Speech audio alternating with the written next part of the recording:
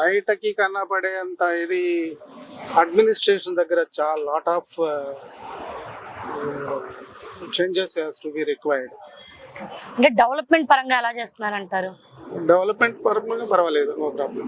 అంటే IT companies తీసుకొస్తామంటున్నారు, ఇది ఎంతవరకు నిజమంటారు? అది ఐటీ కంపెనీస్ అవన్నీ ఎకానమీ దృష్టిలో తీసుకుపోయేది ఇది. But lower level district administration level నుంచి లోయర్ లెవెల్ చాలా వర్స్ట్గా ఉంది.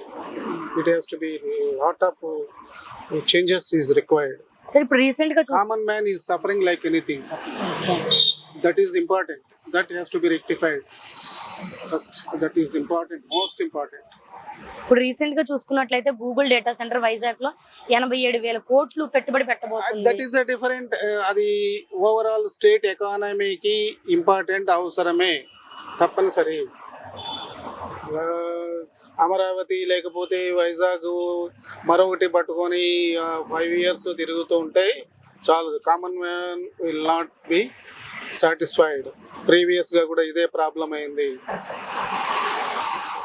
అది దాని ఎఫెక్ట్ ఏమవుతుందంటే లాస్ట్కి వచ్చేటప్పటికి కామన్ మ్యాన్ కావచ్చు, ఇంటలెక్చువల్స్ కావచ్చు, they are vexed with this thing.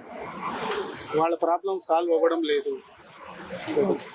Even district administration లెవెల్లో కలెక్టర్, జాయింట్ కలెక్టర్ దగ్గరికి 9:30, 10 వరకు కూడాను రిమోట్ విలేజెస్ నుంచి వెయిట్ చేస్తుంటారు. దట్ ఈస్ ద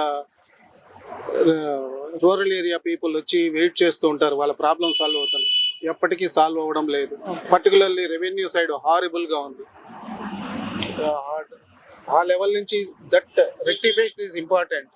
ఇవి okay, these are all good. In spite of that అక్కడ కాన్సన్ట్రేషన్ ఎక్కువ చేయాలి. ఇక్కడ ఏదో ఒకటి వచ్చిందని చెప్పి దానిపైన ఓని ఇది చేసుకొని ఫోకస్ చేయడం కాదు.